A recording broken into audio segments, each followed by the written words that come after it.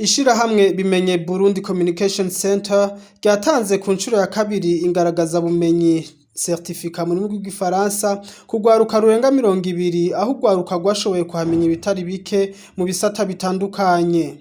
Ku myaka mike rimaze ritanguye, uwurongoye iryo shirahamwe aravuga ibitari bike amaze gushikako na rijya mu nyigisho batanga hamwe zitamenyerewe mu Burundi ndetse akanasaba bamushigikira. Inyigisho ahanini twatanze ico zari zigamije muri rusangi no kugira ngo urwaruka rw'u Burundi rwamaze amashure eka mbere n'urutayamaze rushobora kuba rwarize muri ayo mashure ibintu rutabona ico gobikoza ubunyene mu mwanya wa vuba kubera bisaba kubanza kudepoza amadosiye hirya no hino, ariko inyigisho duheje kubaha ni inyigisho zibaha akaryo ko gukora n'ibindi vyoba birabatungira ubuzima bitamenyerewe hano mu Burundi kubera nyene vyigishwa hakeyi, ariko kw'isoko y'akazi ukabisangaho. Aho ndavuga nk'ivyerekeye kwandika ibikino bica kwi radio canke kubikina canke ibi vy'ubuhinga bwa informatique canke kuvuga ururimi rw'icongereza canke ibi vyo gutegura imigambi. Ivyo ntibisaba ngo ufise diplome ikomeye cane kugira ngo ushobore kubimenya.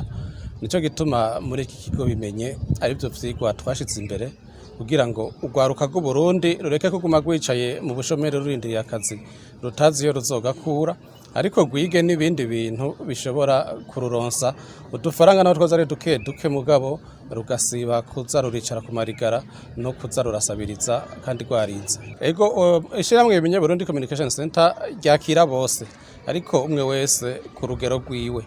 Uko izo nyigisho zitandukanye niko n'ivyigwa bitandukanye. Hariho ivyigwa bisaba ko uba waramaze kaminuza, hariho ivyigwa bisaba ko na niveau humanité ushobora kubikurikirana, hariho mbere n'ivyo abahejeje mu w'icenda baheza fondamentale bandanya bashobora kuza kwiga nk'ibi vyo gukina amafilime n'amateatre. Ibi bisaba gusa kuba uzi gusoma ikirundi, eka mbere hari n'igihe n'utashitse ngaho ariko akerebutse cane avyiga. Uti rero twahaye n'amasertifika utwana duto hari ibikorwa twari twatunganije mu buruhuko. Hano rero twuguruye ikigo twuguruye igisata citwa Club de Vacances, aho urwaruka rutandukanye guhera ku bana bari muri maternelle mbere mwababonye gushika ku bana bari nko mu w'12 gutyo bose twarabakiriye, mbwa bamwe bose bakagaburwa mu migwi y'imyaka bafise, tukabigisha abashobora kwiga informatique bakayiga, abashobora kwiga icongereza cyo kuvuga bakaciga. Niho bigiye n'izi ntambo mwabonye batamba, eka n'utundi tugenegene twinshi no gukina teatre mwabonye ko babizi baravyize. Ivyo vyose rero bikaba ari byo twafashije aba bana bari muri vacances. Umwe mu baronse certificat arashima inyigisho yaronkejwe akanatera ka mu rundi rwaruka. Naronse certificat mu gisata cy'abamenyesha makuru, ni umwuga nakuze nkunda, niyo mpamvu uno munsi byanjoheye kumva yuko mbaye umwe mu bajournaliste kandi ngiye gushishikara uwo mwuga nguwe neza binyoroheye.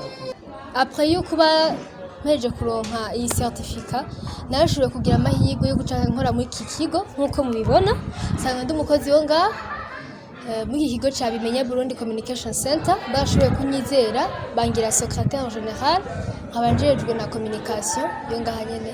Cyo novuga notera kamo cyane abajene, surtout abajene ndabatumiye cyane. Uwo bari karanyumva canke ari karambona ndamutumiye cyane gukurikirana izi nyigisho zibera mu kigo ca BBCC, kuko ni inyigisho zifasha umuntu ko utagira ubumenyi nta kuntu yoba adafise ubumenyi ubwitwaje uzogera hose buzogira akamaro bugufashije ndetse no mu buryo utaziga, kuko abajene benshi birirwa mu marigara birirwa mu bintazi, ariko uje ngaho ukagira ubumenyi ejo uzogera ahandi hantu usanga biragufashije. Bimenye Communication Center rimaze imyaka 2 ritanguye, rikaba rikorera mu gisagara ca Bujumbura, Muyinga hamwe na Mwaro.